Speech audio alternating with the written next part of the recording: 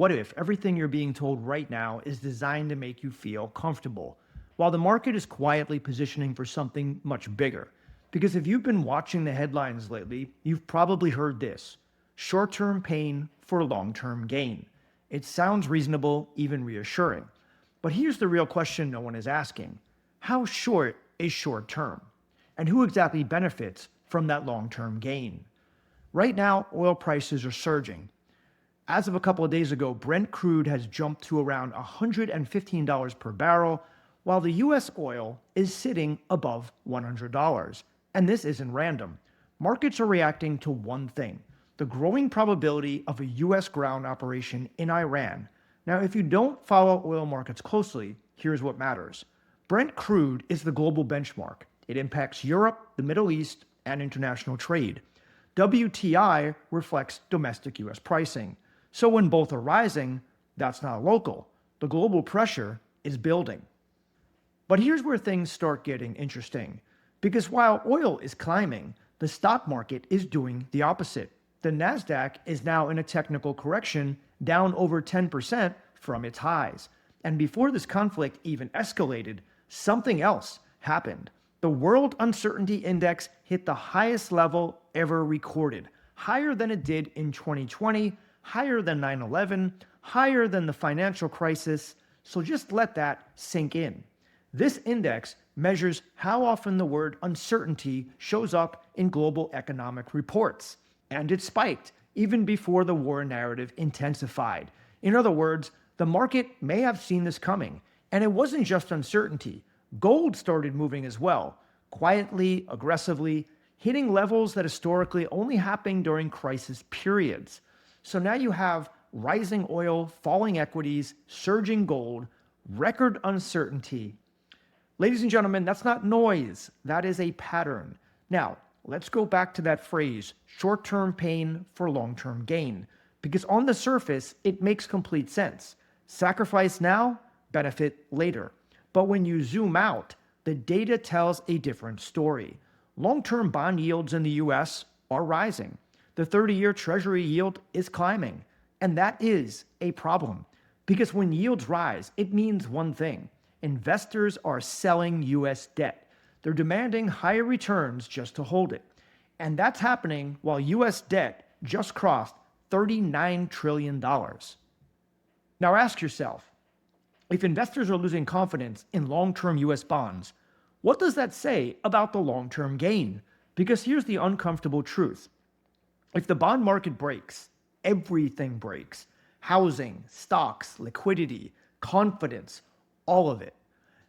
And there are already signs of stress. Last week, when tensions escalated, the US president delayed a major decision that was expected within 48 hours. Markets stabilized almost immediately. That tells you something important. Markets right now are not reacting to fundamentals. They're reacting to signals, narratives, and most importantly, timing. And here's where it gets even more controversial. There have been claims, no formal investigations yet, of suspicious trading activity before major announcements. Now, whether you believe that or not, you have to at least consider the possibility. Are markets being influenced, or are they being engineered? Even foreign officials are starting to call this out.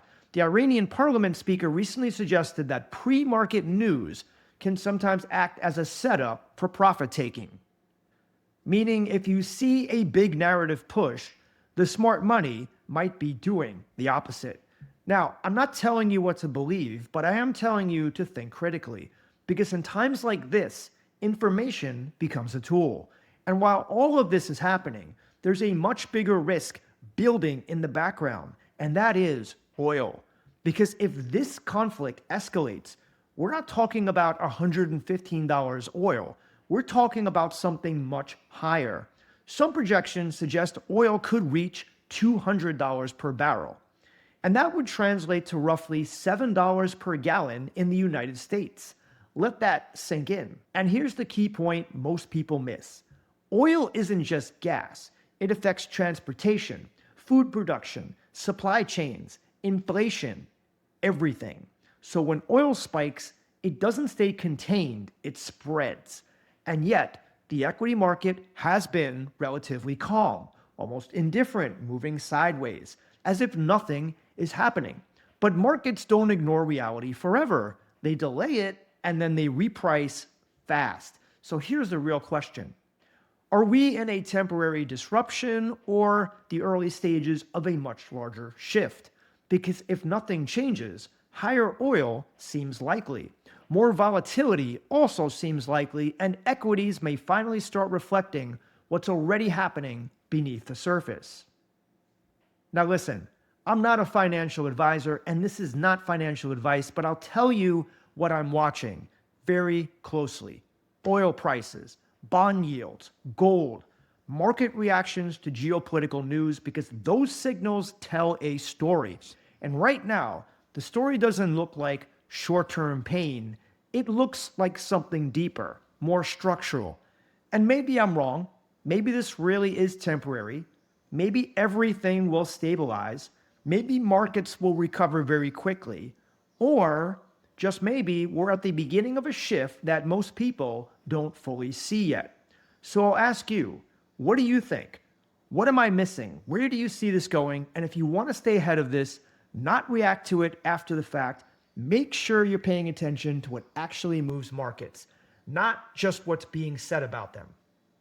Because in times like this, the difference between reacting and understanding is everything. If you like this video, please give it a like and subscribe. More videos will be out soon.